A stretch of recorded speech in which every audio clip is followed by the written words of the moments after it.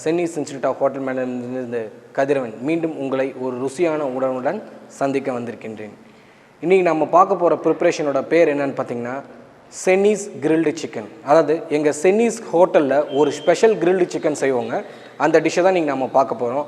இந்த சென்னிஸ் special grilled chicken செய்கிறதுக்கு தேவையான பொருட்கள் என்னென்னு இப்போ கோழிக்கறி 350 கிராம், கோழியோட நெஞ்சு பகுதி இருக்குது இல்லைங்களா, அந்த நெஞ்சு பகுதி கறி மட்டும் ஒரே பீஸாக எடுக்கணுங்க. அதை வந்து கட் பண்ணக்கூடாது, ஒரே பீஸாக அந்த எலும்போட பிச்சு எடுத்துருக்கணும். 350 கிராம் புதினா 1 கட்டு, கருவேப்பிலை சிறிதளவு, கொத்தமல்லி 1 கட்டு, பட்டை லவங்கம் ஏலக்காய் 1 கிராம், கருப்பு மிளகு 1 டீஸ்பூன், சிறிதளவு நறுக்கிய வெங்காயம், பச்சை மிளகாய் 2, இஞ்சி பூண்டு விழுது 1 டீஸ்பூன், உப்பு ருசிக்கேற்ப, சோம்பு அரை டீஸ்பூன், நெய் 2 டீஸ்பூன்.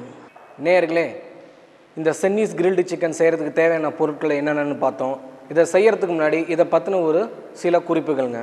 இதை ஏன் சென்னிஸ் கிரில்டு சிக்கன் சொல்கிறோம்னா, இது எங்கள் இன்ஸ்டியூட்டில் நாங்கள் ஸ்பெஷலாக கண்டுபிடிச்ச ஒரு டிஷ்ஷுங்க. இது பார்த்தீங்கன்னா ஒரு க்ரீன் சட்னி செய்யணுங்க. இப்போ நம்ம பார்த்தோம் இல்லைங்களா பொருட்கள் என்னென்னட்டு, அதில் கருவேப்பிலை, கொத்தமல்லி, புதினா, பட்டை லவங்கம் ஏலக்காய், அதில் வந்து கருப்பு மிளகு, இஞ்சி பூண்டு, நறுக்கிய வெங்காயம், சோம்பு, பச்சை மிளகாய் இதெல்லாம் போட்டு நல்லா ஃபைனாக பேஸ்ட் மாதிரி அரைச்சிடுங்க. நீங்கள் நல்லா ஃபைனாக பேஸ்ட் மாதிரி அரைச்சிங்கன்னா இந்த மாதிரி உங்களுக்கு வந்து நல்ல க்ரீன் கலரில் கன்சிஸ்டன்சி வந்துடுங்க. ரொம்ப தண்ணி ஆட் பண்ண வேணாங்க, தண்ணி கம்மியாக ஆட் பண்ணிவிட்டு நல்லா நைஸாக வந்து சாந்து மாதிரி நல்லா அதை அரைச்சிடுங்க. உப்பு போட்டு அரைச்சிட்டு இதில் வந்து இந்த நம்ம சுப்ரீம் ஆஃப் சிக்கன் சொல்கிறோம் பார்த்தீங்களா, சுப்ரீம் ஆஃப் சிக்கன்னா என்ன, கோழியோட நெஞ்சு பகுதிங்க.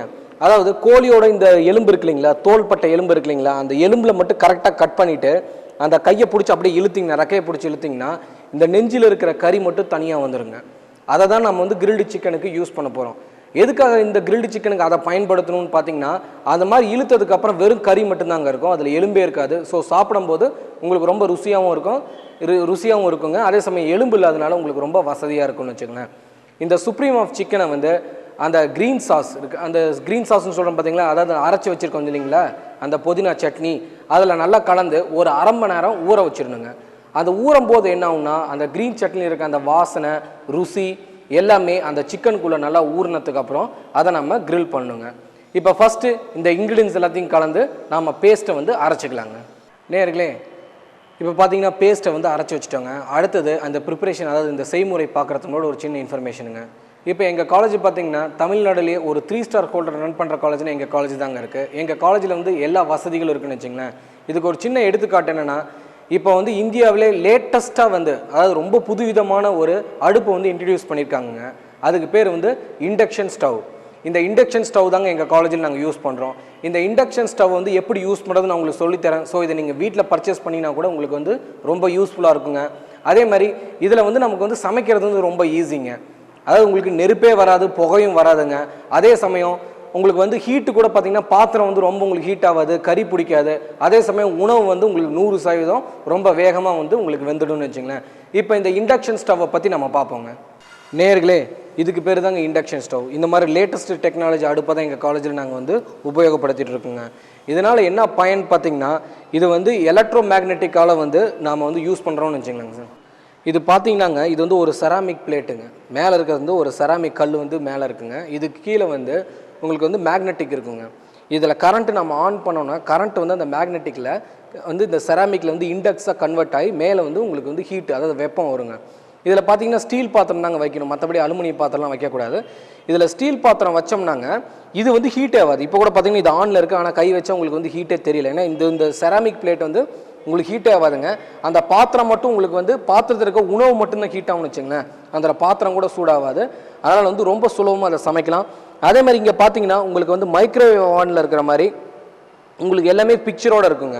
அது படம் போட்டே இருக்கும். இது பார்த்தீங்கன்னா வந்து வெப்பத்தை வந்து அதிகப்படுத்து, இதை குறைக்கிறது. இது மாதிரி இப்போ வந்து ஃப்ரைங் பண்ண, இப்போ டீப் ஃப்ரை பண்ணணும்னா இதை வச்சு இது பண்ணிக்கலாங்க.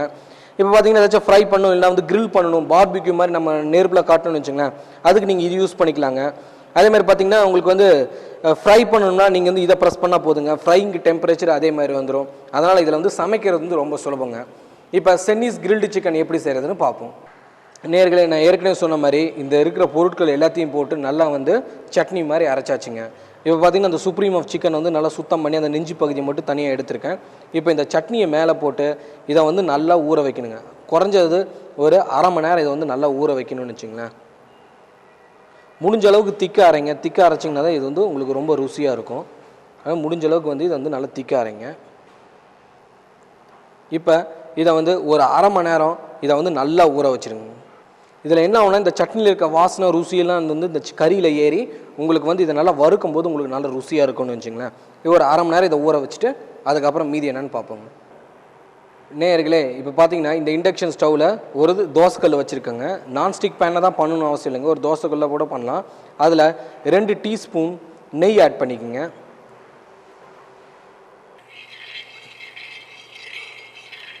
இப்போ பார்த்தீங்கன்னா உங்களுக்கு வந்து நெய் வந்து நல்லா வந்து சூடாகிடுச்சுங்க.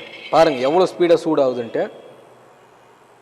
சூடானதுக்கப்புறம் இதில் நீங்கள் அந்த மேரினேஷன் பண்ணி வச்சுருக்கீங்க இல்லைங்களா சிக்கன், அதை எடுத்து இது மேலே போடுங்க.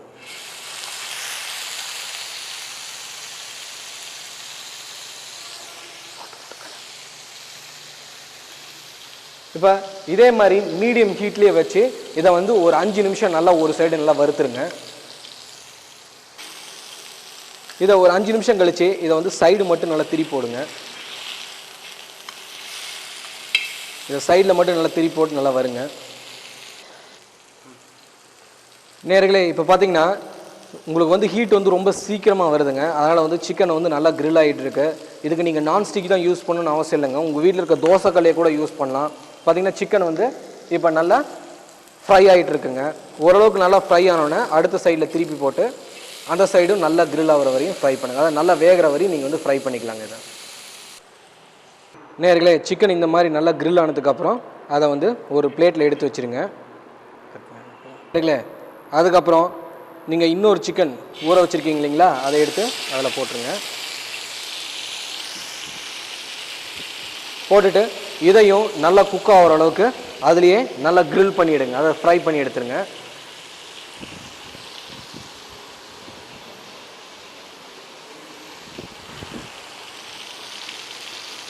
பார்த்தீங்கன்னா சிக்கன் வந்து நல்லா உங்களுக்கு ஃப்ரை ஆகிட்டு இருக்கு.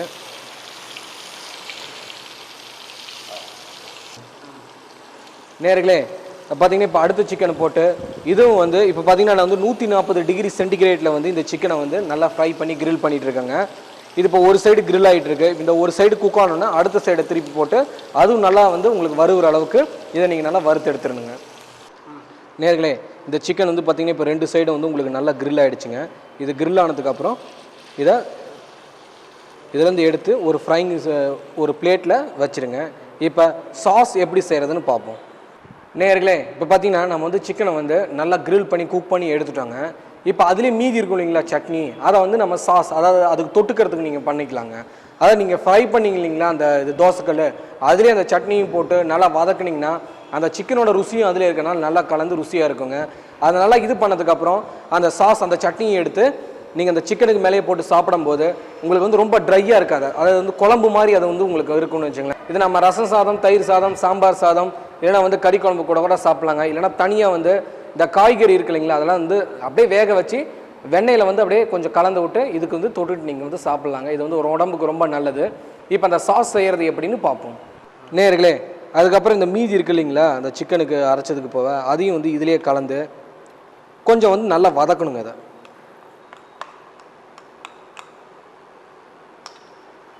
இதை வந்து நல்லா வதக்கணும்னு வச்சுங்களேன். வதக்கினா தாங்க வந்து உங்களுக்கு வந்து இதில் இருக்க அந்த பச்சை வாடை போயிட்டு நல்லா ருசி கிடைக்கும்னு வச்சுங்க. இப்போ இதை கொஞ்சம் வந்து வதக்கணுங்க. அதாவது இந்த சட்னியில் பச்சை வாடை இருக்கும் இல்லைங்களா, அந்த பச்சை வாடை போகிற அளவுக்கு இதை வந்து லைட்டாக வந்து வதக்கிடணுங்க. இதனால் என்ன ஆகும்னா அந்த சட்னி நம்ம வந்து அரைச்சா கூட அது எதுவுமே வேஸ்ட் ஆகாதுங்க. இதே சிக்கன்லேயே திருப்பி அந்த கோழிக்கறிலே கலந்ததுனால உங்களுக்கு எதுவும் வேஸ்ட் ஆகாது. அதனால் இதை வந்து லைட்டாக நல்லா வதக்கிங்க. நேயர்களே, இப்போ வந்து உங்களுக்கு வந்து அந்த சட்னி சாஸ் வந்து உங்களுக்கு ரெடி ஆகிடுச்சுங்க. இந்த கன்சிஸ்டன்சிக்கு வந்தோன்னே நீங்கள் வந்து அடுப்பை ஆஃப் பண்ணிடலாங்க. இப்போ வந்து ரெடி ஆகிடுச்சு. இப்போ இதை எப்படி ப்ரெசன்டேஷன் பண்ணுறதுன்னு பார்ப்போம். நேயர்களே, இந்த சென்னிஸ் கிரில்டு சிக்கன் எப்படி செய்கிறதுன்னு பார்த்தோம். இப்போ அதை எப்படி ப்ரெசன்டேஷன் பண்ணுறதுன்னு பார்க்க போகிறோங்க. இந்த ப்ரெசன்டேஷன் பண்ணுறதுக்கு முன்னாடி, அதாவது இந்த சமையலுங்கிறது வந்து ஒரு கலை. அதை வந்து நல்ல சுவாரஸ்யமாக ரசித்து செஞ்சோம்னு வச்சுங்களேன், அதோட ருசியும் அழகும் வளர்ச்சியும் வந்து அதிகரிச்சுட்டே போகுங்க. அதை வந்து ப்ரெசன்டேஷன் நீங்கள் பரிமாறும் போது ரொம்ப அழகாக அட்ராக்டிவாக, அதாவது மற்றவங்களை வந்து கவர்ற விதத்தில் நம்ம வந்து ப்ரெசன்டேஷன் பண்ணணுங்க. அப்போ தான் அதில் இருக்க சின்ன சின்ன தவறுகள் கூட உங்களுக்கு தெரியாது. அதே சமயம் சாப்பிட்றதுக்கும் வந்து ஒரு ஆசை இருக்கும்னு வச்சுங்களேன். இப்போ அந்த மாதிரி தான் நம்ம நல்லா டெக்கரேஷன் பண்ணி தான் இந்த டிஷ்ஷை வந்து நம்ம பரிமாற போகிறோம். இப்போ எப்படி அது வந்து டெக்கரேஷன் பண்ணியிருக்கோன்னு இப்போ பார்ப்போம். நேர்களே, இந்த சென்னிஸ் கிரில்டு சிக்கனை இந்த மாதிரி நீங்கள் அழகாக ப்ரெசன்டேஷன் பண்ணாங்க. இப்போ பார்த்தீங்கன்னா இந்த சிக்கன் இல்லாமல் அதிலே வந்து கொஞ்சம் உங்களுக்கு வெள்ளை சாதமும் வச்சுருக்கோங்க. ஸோ இது நீங்கள் வந்து சாப்பிடும்போது இந்த எக்ஸ்ட்ரா சட்னி இருக்குது இல்லைங்களா, அதில் கூட நீங்கள் கலந்து கூட நீங்கள் சாப்பிட்டுக்கலாங்க. அதுக்கப்புறம் பார்த்தீங்கன்னா இது வந்து குக்கும்பர், அது வெள்ளரி பிஞ்சு, அப்புறம் கேரட்டை பார்த்தீங்கன்னா ஜஸ்ட்டு தண்ணியில் வேக வச்சு பட்டரில் வந்து அப்படியே கலந்து நான் வச்சுருக்கேன்னு வச்சுங்க. ஸோ இதை வந்து அக்காம்பனிமெண்ட்டாக கூட நீங்கள் வந்து சைட் டிஷ் மாதிரி சாப்பிட்றதுக்கு உங்களுக்கு ரொம்ப ருசியாக இருக்குங்க.